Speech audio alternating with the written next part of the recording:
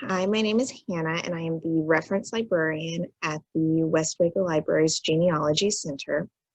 And today I'm going to be joined by Ron Dirth from the Central Texas Genealogical Society, and we will be talking to you about recording what you know and getting organized. This is the second part in our Building and Researching Your Family Tree webinar series.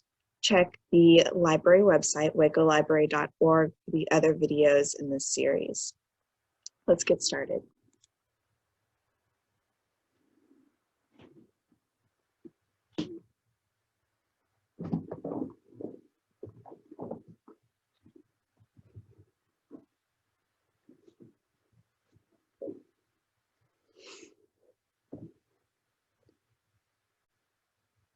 Okay, thanks for the introduction, Hannah. Let's get on with the part two of our series, recording what you know. A general overview of what we're going to be doing today. We're going to talk about ancestor or pedigree charts, family group sheets, online genealogy software programs, recording your story, and getting organized. Forms. There are all sorts of various forms that you can use to record what you've discovered in your research. Utilizing these forms to keep notes, ancestor and pedigree charts, family group sheets. There's a wide array of them. Free forms are available at multiple places. Some of these places are at Ancestry.com, Miss Bach Enterprises, and the Mid-Continent Public Library. Most of these are handwritten forms that are printed out, but there are some available that are fillable PDF forms. Just download it and make a copy of it before you start to fill it in. And that way, nobody will ever confuse your handwriting if you use that method to keep track of your ancestors on these forms. This is an ancestor chart. And it shows the pedigree. In other words, your direct line of descent.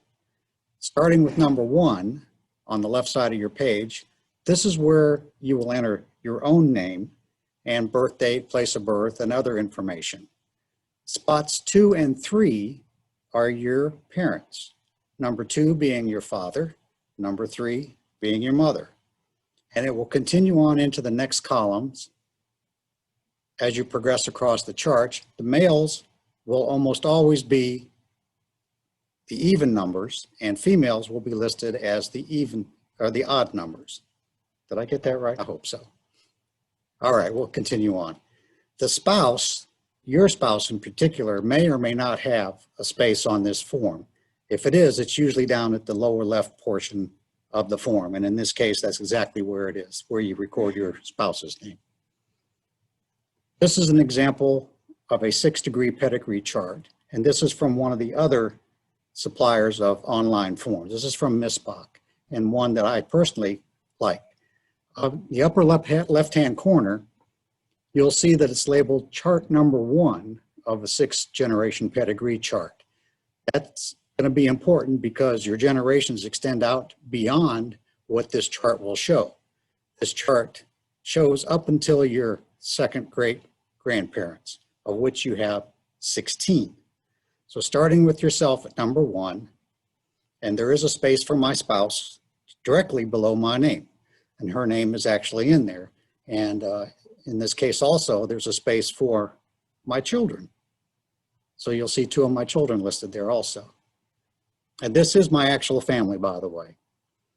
So continuing on, I've got my parents, then my grandparents, 4 of those, great-grandparents, 8 of those listed there, and finally my second great-grandparents, of which there are 16. In the upper right-hand corner, you'll see the name Maxwell Dirth. He is my second great-grandfather, and he is number 16 on this chart. Now, the number 2 to the right of his name signifies the continuation chart when we leap another generation beyond Maxwell Dirth. Over here, the next chart that we see is actually chart number 2, and it states that number 16 is the same. I'm sorry, it says he's number 1 on this chart, but he's number 16 on the previous chart. Somebody screwed up my teleprompter there. That's all right, let's move on. And this goes back another 2 generations. So now we're up to my fourth great grandparents over on the right-hand side of this chart. And each one of the numbers on the previous chart would signify what chart that person is continued on the next chart. You'll see them labeled all the way down the right-hand side of this form, all the way down to number 17.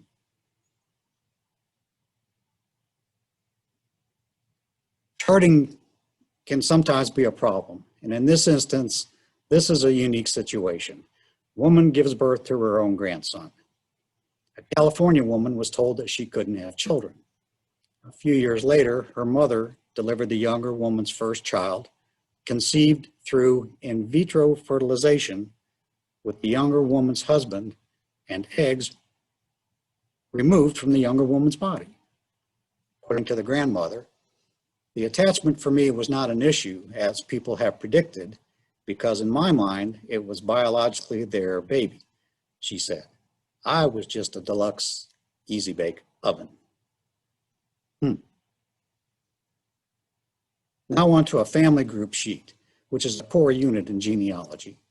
In this instance, this happens to be my maternal grandparents who are listed here, Charles Clare Risch and Carrie Mabel Hostetter in the upper portion of the form, with all their accompanying information. And listed below that are their descendants, their children, starting with my own mother, Opal Lucille Risch, and on down to number 5, Billy Ray Risch, who was one of my uncles. Standard abbreviations are used on these forms. They may or may not be listed on their sheet, but they are B for birthday, PB for place of birth, M for marriage, D for death date, and PD, place of death. Now let's talk about standard genealogical format. Recording dates. Record dates in the standard genealogical format. Why? What is 10/08/93? Did they mean October 8th, 1993, or the 10th of August, 1893? Can't be sure from looking at that. So in order to eliminate that, use the standard genealogical date, 2-digit day, 3-letter month, followed by a 4-digit year. That way there is no mistake. So an example of that would be 08 October 1993. No other way to put that. Recording the place. Places are recorded by the smallest jurisdiction to the largest, starting with the town. In the example on the right, is this Austin County they're talking about, or the city of Austin, Texas? Can't tell. So some other examples that you would use would be Kingston, the town, Ulster County, New York, the state, and then the country, USA, or Aiken County, South Carolina, USA. Try to be as specific as you can when you record the places. Also record the source. Where did you find that information? Now this book that's displayed here is pretty much the Bible on how to record your sources thoroughly. This is almost 900 pages long, and most people get a little dazed and confused as soon as they look inside and see the index on it. So you don't have to use this book, but it is there for reference if you need it. My advice is just to record as much about the source, where you found it, as you possibly can, so that another person coming behind you can figure out where you found the information for your source. Let's talk about genealogical software. It helps you get organized. It gives you the ability to share your findings and gives others the ability to contribute. Some are one-time purchase price and some are subscriptions, and there are user support groups available if you'll just Google user support groups for whatever product that you're trying to find help for. And last of all, the acronym GEDCOM, which I'll explain a little bit later. Family tree options that you'll have. Software purchases are generally a one-time fee, and some are offline and some are cloud-based, and typically have more features and capabilities, especially in the area of how you display your findings in fan charts and things of that nature. Examples of these are Roots Magic, Family Tree Maker, Legacy Family Tree, Brother's Keeper, Family Historian, and Ancestral Quest. Or you could opt for a subscription service. These include a monthly or a yearly fee and are cloud-based, and they're often tied to research database. You can choose to make the tree viewable by those using that same research database. And examples of these are Ancestry, Find My Past, and My Heritage, among others. Finding reviews of software can be done by just Googling software, genealogical software, and a whole host of these things will pop up on your screen that you can take a look at. Some of these are listed below with their URLs, and it's your job to pick the one that is best suited to your own personal needs. And back to GEDCOM. GEDCOM, the acronym, stands for Genealogical Data Communications. This is a file that provides a uniform format of the exchange of computerized genealogical data. It allows you to share your files with others that may or not have the same genealogical program. The major software programs all include GEDCOM. One caveat, it only saves text information, does not save photos and documents, and they will not be transferred in a GEDCOM file from one program to the other. Free trials are available for a lot of these software programs. Either a trial or a light version of it may be available for no or little cost. And you can see by the check marks listed on this chart that there's maybe a half a dozen things that you can get with the light or standard version of this, but if you pay a little bit extra, you'll get double that amount or triple that amount of features that you can use in these programs. User groups helps you find ideas from user groups and assistance with what you have problems with while you're navigating these programs. Facebook is a great place to find these user groups, so look there also. Another option is a shared family tree. Some sites use the one tree or a universal model, the most notable being FamilySearch.org.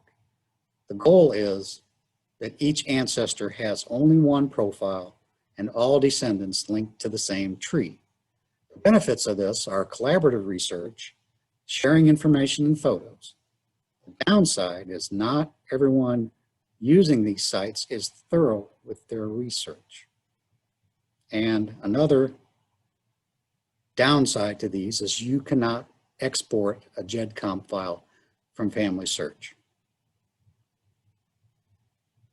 Mobile apps, the mobile trend. More software is becoming available as a mobile app on your device.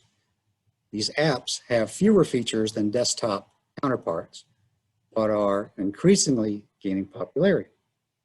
What does this mean for the future of genealogy?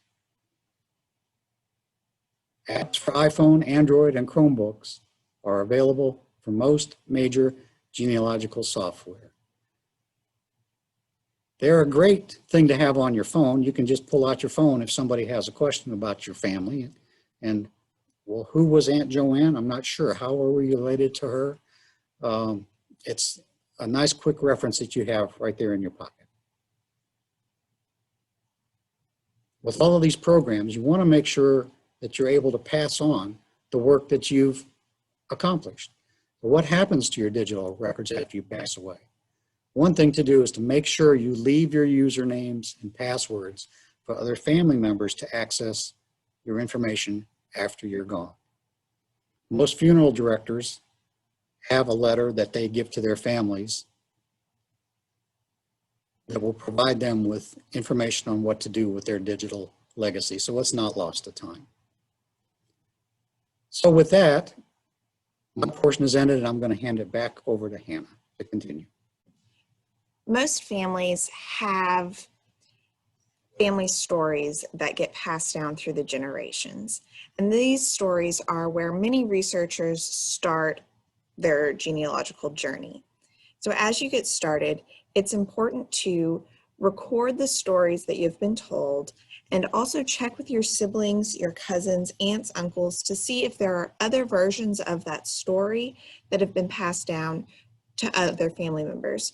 Another person may remember details that were left out of the version that you've heard, or details that are contradictory to the version you've heard. It's important to look at these stories because while there is sometimes inaccuracies within them, there's also sometimes clues that will help you in your research.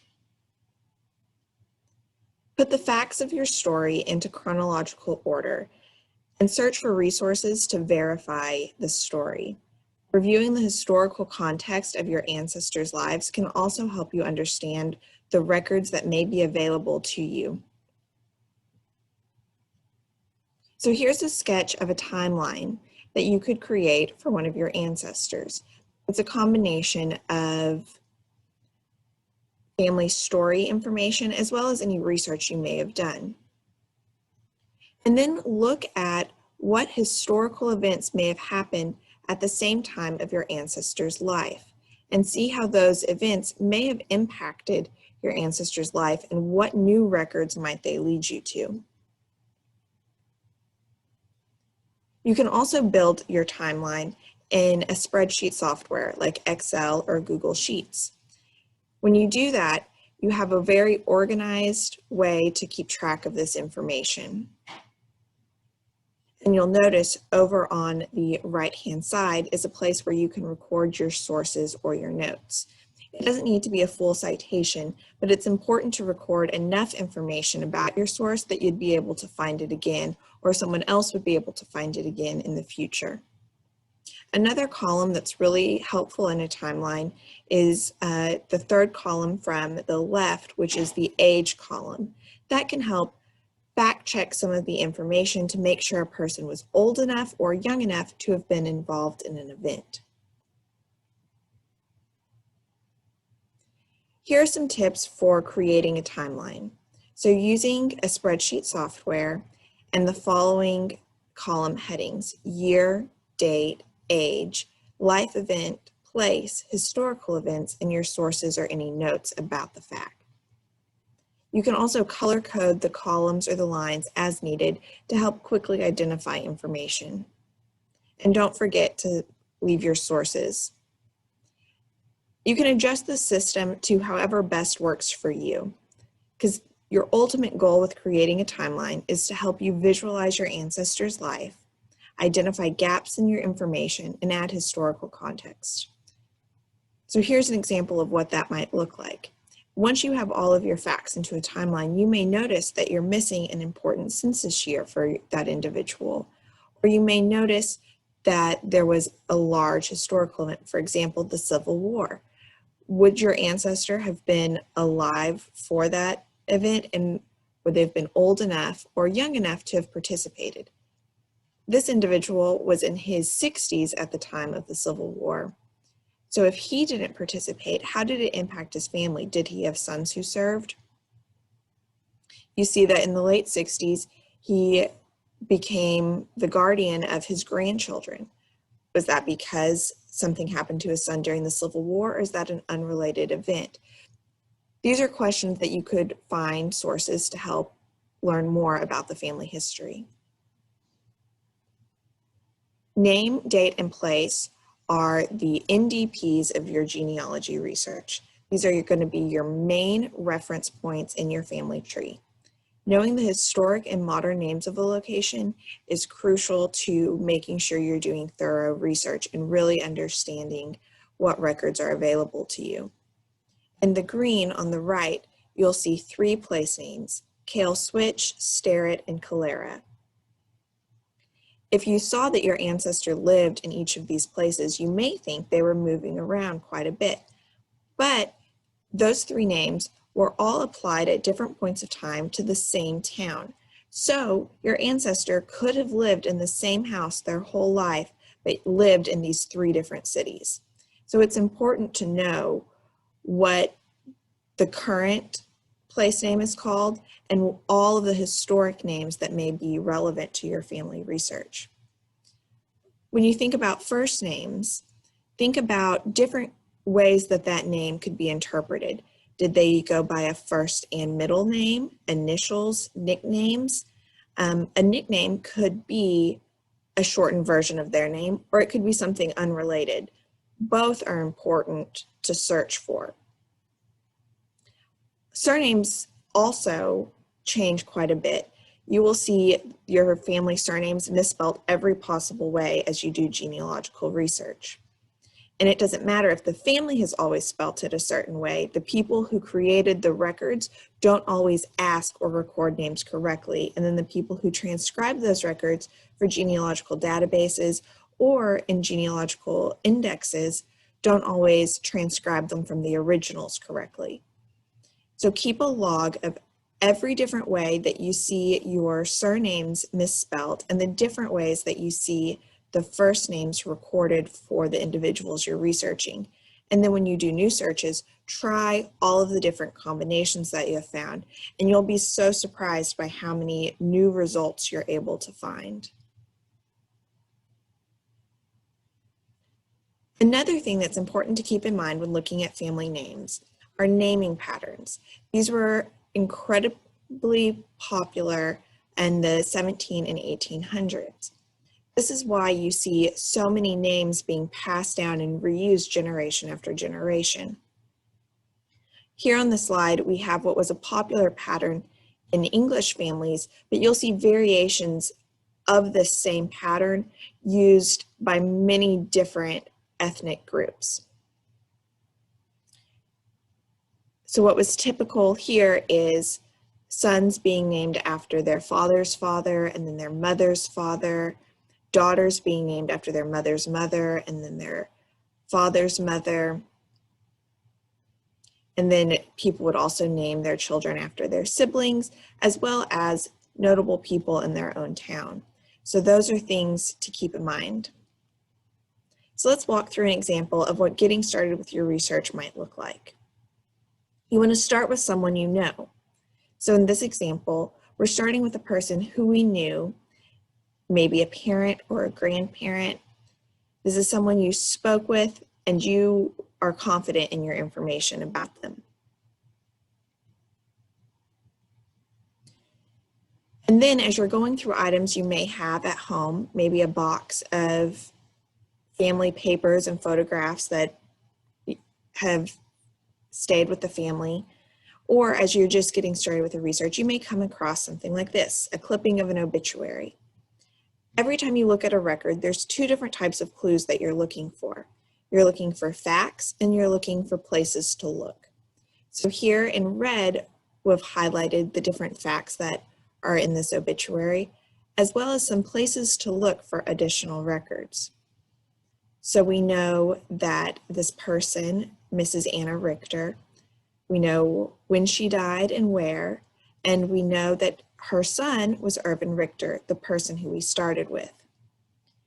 And then some clues for places to look. We have the name of the church, the name of the cemetery, and the funeral home. And so as you go through the information, you don't want to present a guess as a fact as you enter it into your family tree.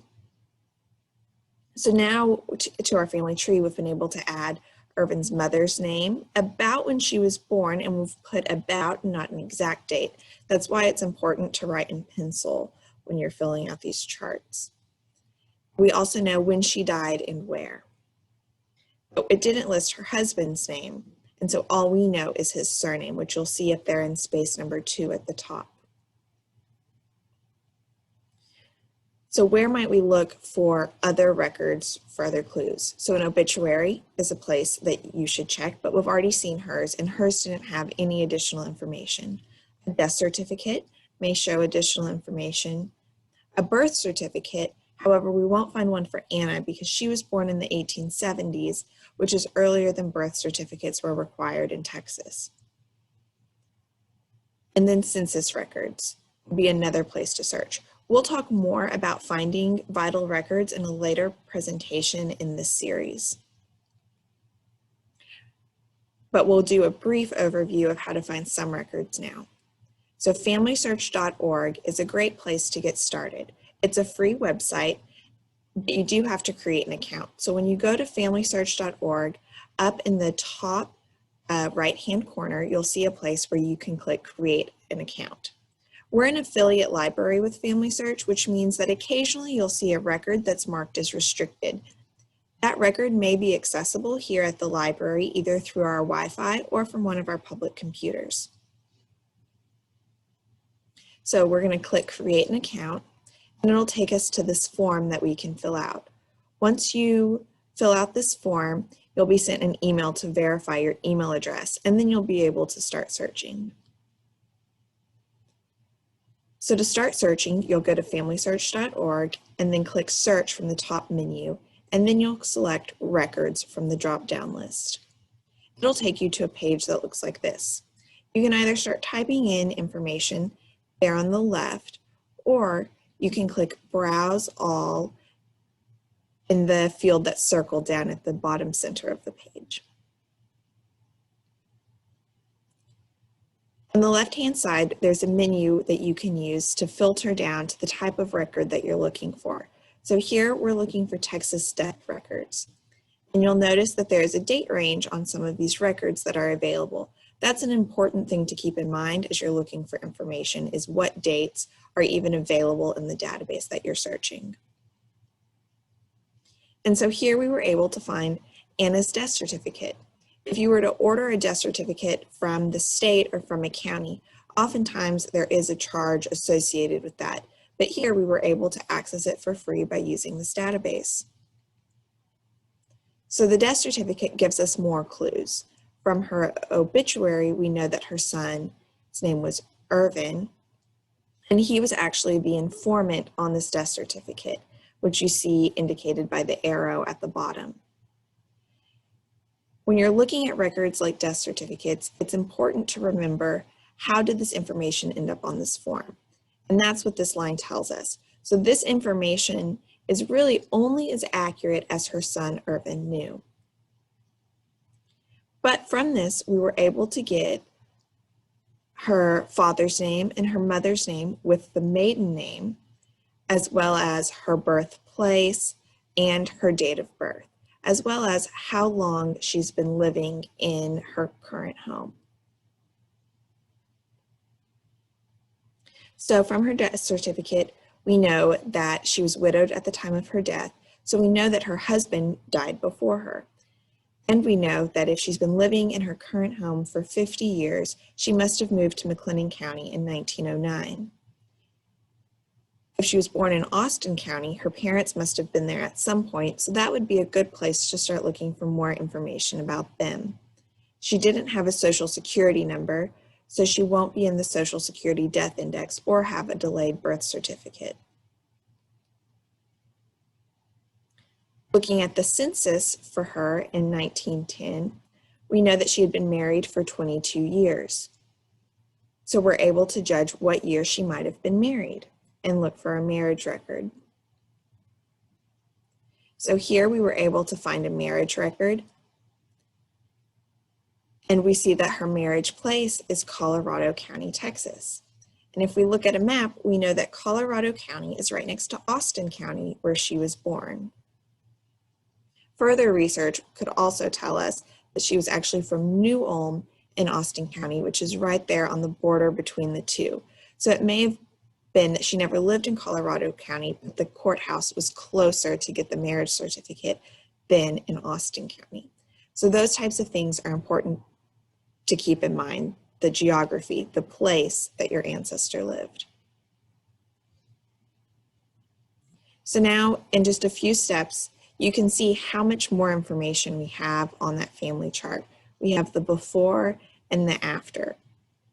Remember, it's important to have documentation for all of the new information you add to your family tree. We can also look at a timeline and identify gaps and ask new questions. So we're still missing several census records for her, as well as additional records that may be available. But we have a good start to learning more about her. So as you do your research, remember your organizing strategy. Write it all down, including the sources, and share your work with others, and ask your family members and others doing research for their stories that they remember, because those may lead you to additional records. Provide access to your work for your descendants. So the accounts that you use, make sure there's a way for people to access that information after you. And look for documentations to support family stories, because while there may be some truth to the story, they aren't always accurate. So keep an open mind as you're doing your research. And it's important to understand the historical context of your ancestors, because that can lead you to further information. If you have any questions, please contact us at the Waco Genealogy Center.